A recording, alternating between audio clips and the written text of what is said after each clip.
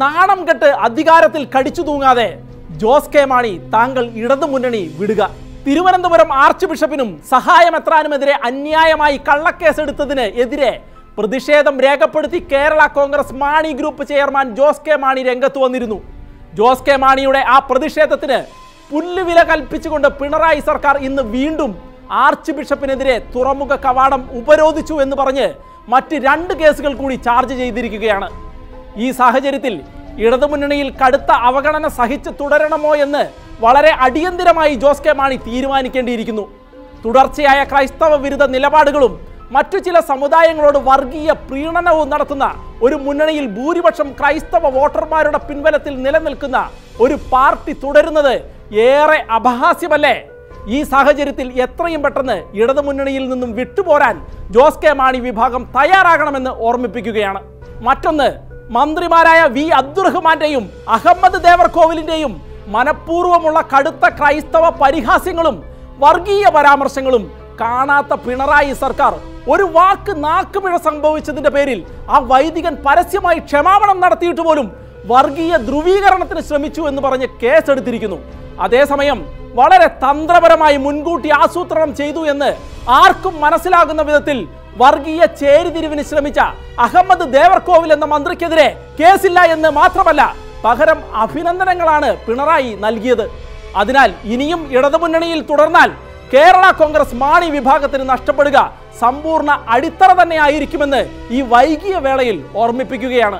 വിവിധ വിഷയങ്ങളിൽ കടുത്ത ക്രൈസ്തവ വിരുദ്ധ നിലപാടുകൾ സ്വീകരിക്കുന്ന ഇടതുമുന്നണിക്കെതിരെ ക്രൈസ്തവ സമൂഹത്തിലെ വലിയൊരു വിഭാഗം പേരിൽ കടുത്ത അമർഷം പുകയുകയാണ്. ക്രൈസ്തവരുടെ വോട്ട് ബാങ്കിൽ നിലനിൽക്കുന്ന ഒരു പാർട്ടി എന്ന നിലയിൽ ഇപ്പോഴത്തെ സാഹചര്യങ്ങൾ ജോസ് കെ മാണി വിഭാഗത്തിന്റെ ഉള്ളിൽ കടുത്ത സമ്മർദ്ദമാണ് സൃഷ്ടിച്ചിരിക്കുന്നത് എന്നാണ് പുറത്തുവരുന്ന വിവരം.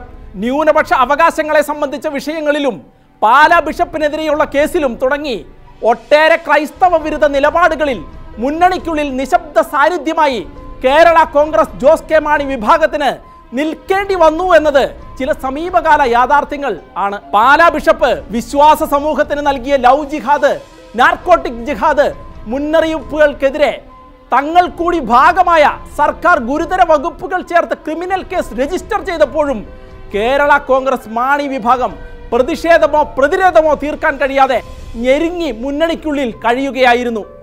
ഗൗരവമായ ഈ വിഷയത്തിൽ കേരള കോൺഗ്രസ് മാണി വിഭാഗം പുലർത്തിയ തണുപ്പൻ സമീപനം അന്ന് തന്നെ പാലാ ഉൾപ്പെടെയുള്ള അവരുടെ ശക്തി കേന്ദ്രങ്ങളിൽ വലിയ രീതിയിൽ വിമർശനത്തിന് ഇടയാക്കിയിരുന്നു. ന്യൂനപക്ഷ സ്കോളർഷിപ്പ് തുടങ്ങി ഏതൊരു വിഷയത്തിലും ചില മുസ്ലിം മത നേതാക്കന്മാരുടെ താല്പര്യങ്ങൾക്ക് പിണറായി സർക്കാർ കീഴടങ്ങിയപ്പോൾ കേവലം നിശബ്ദമായി നോക്കി നിൽക്കാനൊഴികെ മറ്റൊന്നും ചെയ്യാൻ കേരള കോൺഗ്രസ് മാണി വിഭാഗത്തിന് കഴിഞ്ഞിരുന്നില്ല. പലപ്പോഴും ഒരു വിഭാഗത്തെ മാത്രം സഹായിക്കുന്ന സർക്കാർ നിലപാടുകൾക്ക് മുന്നിൽ പൂർണ്ണമായി കീഴടങ്ങുക എന്ന ഒരേ ഒരു വഴി മാത്രമേ ജോസ് കെ മാണിക്ക് മുന്നിൽ ഉണ്ടായിരുന്നുള്ളൂ.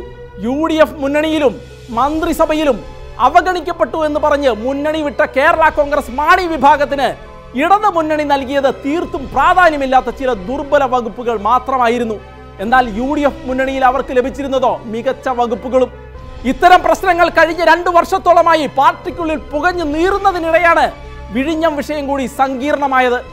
ലത്തീൻ സഭയുടെ നേതൃത്വത്തിൽ ആരംഭിച്ച സമരം 130-ലധികം ദിവസം പിന്നിട്ടിട്ടും പിണറായി സർക്കാർ കാര്യമായ ഒരു നടപടിയും സമരം ഒത്തുതീർപ്പാക്കാൻ എടുത്തില്ല എന്ന് മാത്രമല്ല, മന്ത്രിമാരായ വി അബ്ദുറഹ്മാന്റെയും അഹമ്മദ് ദേവർകോവിലിന്റെയും വി ശിവൻകുട്ടിയുടെയും നേതൃത്വത്തിൽ പ്രകോപനപരവും ക്രൈസ്തവ വിരുദ്ധവുമായ പ്രസ്താവനകൾ ഇപ്പോഴും നിരന്തരം തുടരുകയുമാണ്.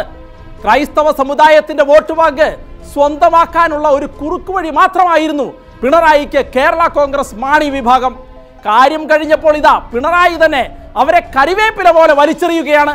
മാത്രമല്ല, ഇടതുമുന്നണി സർക്കാരിനെ കേരളത്തിലെ ഭൂരിപക്ഷം വോട്ടർമാരും വെറുത്ത് തള്ളിയ സാഹചര്യത്തിൽ ഇനിയും ആ മുന്നണിയിൽ തുടരുന്നത് കേരള കോൺഗ്രസ് മാണി വിഭാഗത്തിന് ആത്മഹത്യാപരം തന്നെയാണ്. അതിനാൽ ക്രൈസ്തവ മനസാക്ഷി പണയം വെച്ചും ക്രൈസ്തവ വിരുദ്ധ നിലപാടുകൾക്കെതിരെ നിശബ്ദത പാലിച്ചും ഇടതുമുന്നണിയിൽ തുടരാതെ അധികാരത്തെക്കാൾ മൂല്യങ്ങളും വിശ്വാസങ്ങളുമാണ് വലുത് എന്ന നിലപാട് ഉയർത്തിപ്പിടിച്ച് എത്രയും പെട്ടെന്ന് ഇടതുമുന്നണി വിടാൻ ജോസ് കെ മാണിയും പാർട്ടിയും തയ്യാറാകുക. എങ്കിൽ മാത്രമേ കേരള കോൺഗ്രസ് മാണി വിഭാഗത്തിന് കേരളത്തിൽ ഇനിയൊരു രാഷ്ട്രീയ ഭാവിയുള്ളൂ എന്ന് ഓർമ്മിപ്പിക്കേണ്ടതില്ലല്ലോ. ക്രൈസ്തവ സഭകളുടെ ഉറ്റതോഴനായിരുന്ന യശശരീരനായ മാണി സാറിന്റെ മകൻ ഉചിതമായ തീരുമാനമെടുക്കാനുള്ള വിവേകം കാണിക്കുമെന്ന് വിശ്വസിക്കട്ടെ.